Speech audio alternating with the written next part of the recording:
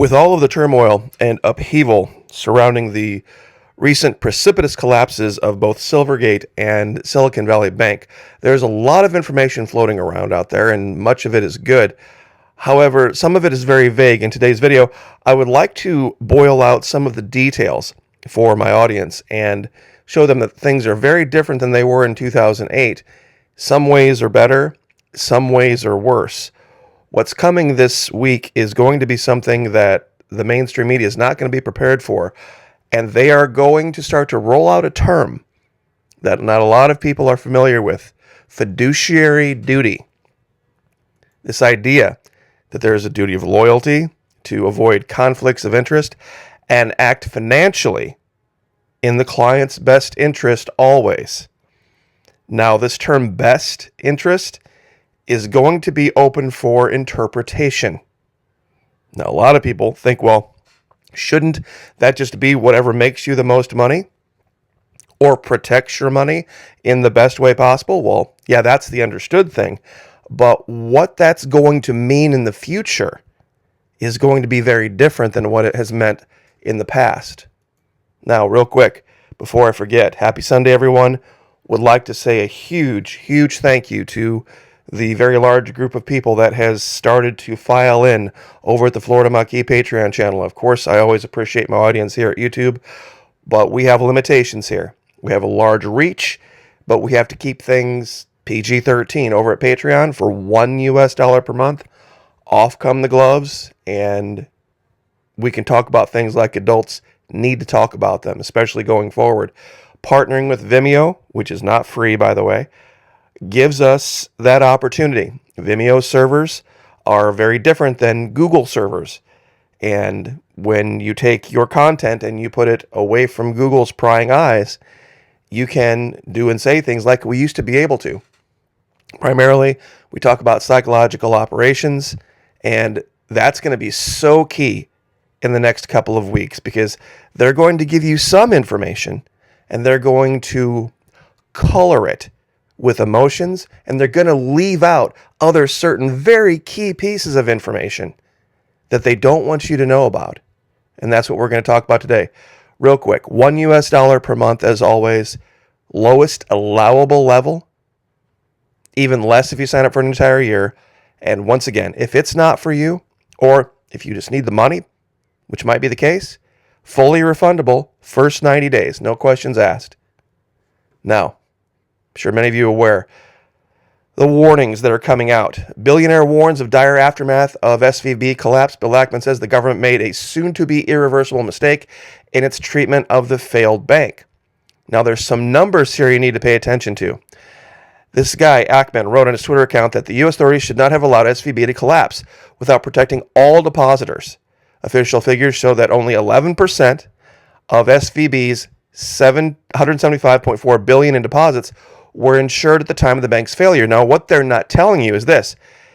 They had a run of $42 billion, meaning that three quarters of the deposits that they had did not try to pull their money out.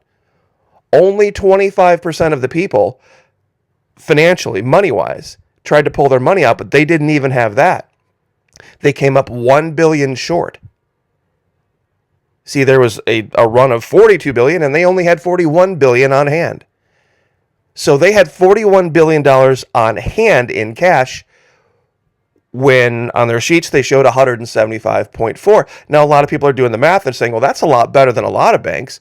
A lot of banks don't even hold 1 in 10 or 1 in 100 of their deposits on hand in cash. So they were way ahead of a lot of other banks, and that's the real big warning that people need to look at on this. Now, some would ask the question, why was there the run? Why was there a run the bank? Well, the leader of the bank, he issued a letter to shareholders saying that they had lost a couple of $2 billion in mortgage-backed security investments. Now, this is the thing that started the collapse of Lehman Brothers back in 2008. Now, real quick, let me see if I can get to here. You see, some people said back then, way back then, that we shouldn't have bailed out the banks. We should have just let them fail and then just let whatever happens, happens. Well, that's what's going on now.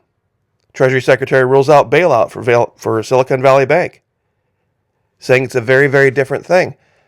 But there's two factors right now that are driving this problem. Number one is, of course, inflation, and the wages of Americans are not keeping up with inflation, and they are rent burdened, and they can barely afford their mortgages. Evictions are going to start to pile up this summer really bad. And inflation and, of course, these investments are going to suffer because of that. Evictions and wages. That's going to be the big thing. You see, bills basically aren't getting paid. And that's what's going on. Right now, Americans have about $1 trillion in saving, and we're burning through about $120 billion a month of that. So we've got about a year total before we'd run out. This is, of course, and I know a lot of people are suspect of CNN, but right now Fox is just off the rails. What's the next Silicon Valley Bank, and how can the U.S. prevent more chaos? There's really not much more that can happen at this point with it, with raising interest rates to try to stop inflation, which is not working. People are going to ask themselves, are my bank deposits insured? This is the real key here. This idea of bank deposits not being insured is going to mess with a lot of people's heads. Tomorrow morning, people are going to say, am I insured? Are all of my deposits insured? Meaning if my bank goes under, will I get my money back? This is Fortune, $42 billion in one day. SVB bank run, biggest in more than a decade. So they had $42 billion on hand. They had $41 billion on hand, and they had $42 billion in desired withdrawals. Because people wanted to take their money out of this bank that had lost money on these mortgage-backed securities. See, when these securities fail and people stop paying, the reason people weren't paying their bills back in 2008 is very different than the reason they're not paying their bills now. Back in 2008, it was ninja loans. Back in 2008, for those of you who don't know what a ninja loan is, no income, no job, no assets. Basically, the idea was banks were handing out loans to people that had no ability to pay them back at all, just to get, quote unquote, people in houses. And that all ended up catching up, and that was from back in the 90s with Bill Clinton and all this kind of the policies. Well, now that's not the case. You see, the people that have homes now that can't pay their bills, it's not because they shouldn't have ever had a loan. It's because things are so expensive now. And wages, they're saying, oh, we create more and more jobs. They're creating more jobs, yes, but they don't pay as well. So believe me, this is a completely different thing. There are people out there right now, evictions are rising. The fastest group of people getting evicted are middle income people. And there's a couple of videos out there. This is the Epic Economist. He covers this really well. The coming wave of evictions is more than a housing crisis because it's hitting the middle class this time. This is from 4 days ago. And this is a channel called This is John Williams, all one word. This is John Williams. And he talks about the job and wage issue. That people are working. It's not that they don't have an income or a job or assets. They do, they just don't have enough. They just don't have enough because of inflation, because of all of the policy goofs over the last 2 to 3 to 4 years. This is literally, you couldn't point to any one thing other than, well, basically 2000. And deciding everybody's just going to go home and stop producing. Now, some people are going to ask, well, gosh, what do people do?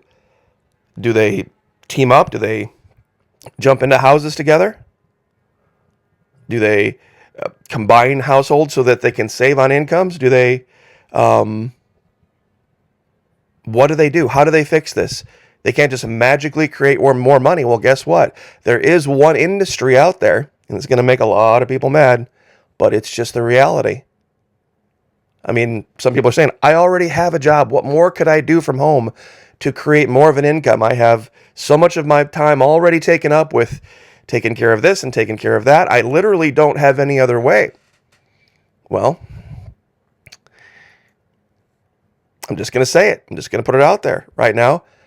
I've talked about this a lot, and I get a lot of pushback, and it's the only part of the American economy right now that is growing exponentially, money-wise.